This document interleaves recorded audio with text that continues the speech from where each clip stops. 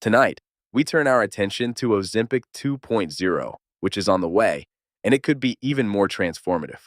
Ozempic, and the class of weight loss drugs it has come to embody, has left its imprint seemingly everywhere, on the lives of millions of patients, on grocery store shelves, and even in the calculations of insurance companies. However, for all the societal changes ushered in by GLP-1 drugs, their lofty price tags limit who can afford them. Many patients stop taking the medications after experiencing undesirable side effects, and others avoid them due to the need for injections. A new wave of medicine is coming that could be even more transformative for human health.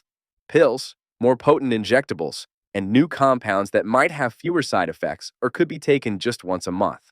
As endocrinologist David Lau states, with this newer generation of medications, we're not just focusing on weight loss. We're talking about changes beyond what you see on the scale.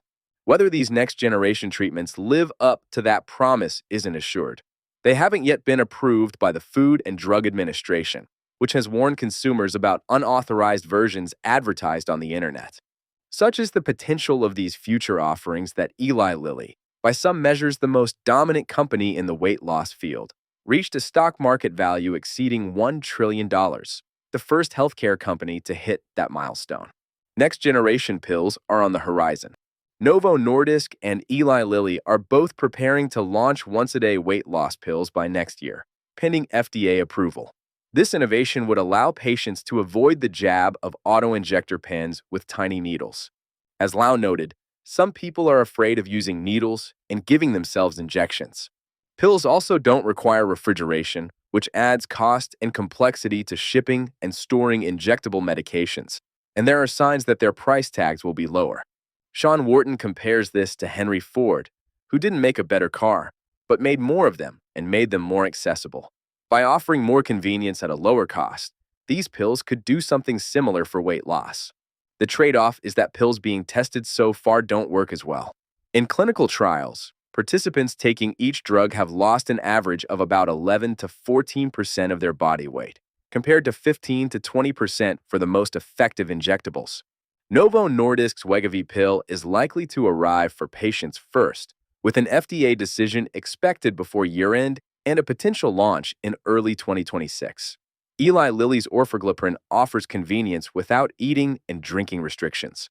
Anticipation of the pills is so great that they are already included in drug price negotiations with the White House.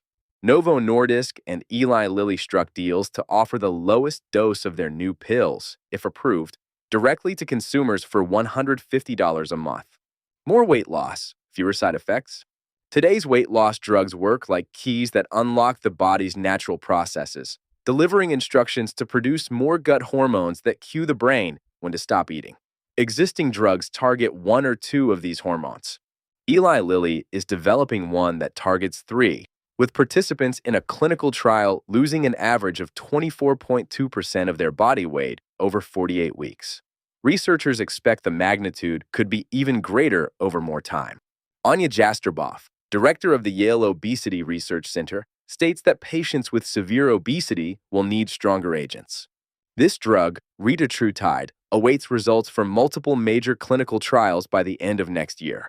Potential risks for some patients are that they could lose too much weight or muscle. Drug makers are also combining molecules known to suppress appetite for a more powerful effect. Novo Nordisk's experimental drug cagrilintide combines semaglutide with a compound mimicking another gut hormone called amylin. A clinical trial found that this combination boosted average weight loss to about 20% of body weight, or 5% more than semaglutide alone. The company expects to seek FDA approval for cagrilintide next year. Louis Aron, director of the Comprehensive Weight Control Center at Weill Cornell Medicine, notes that amylin may cause less loss of lean muscle and fewer stomach-related side effects. A monthly dose? While many consider a daily pill more convenient than a weekly injection, drug makers are closing in on another frontier, a drug that can deliver comparable weight loss with only a once-a-month injection. Pfizer recently acquired Metsera for up to $10 billion for its leading weight loss products being studied for once-monthly administration. Amgen's experimental drug MariTide showed an average of up to 16% body weight loss over a year. Jastreboff envisions a future where monthly or less frequent injectables will be an option for patients. Will anyone be taking Ozempic in 5 years? Eli Lilly's tirzepatide-based drugs, Mounjaro and Zepbound, have brought in roughly $25 billion through the first 9 months of the year.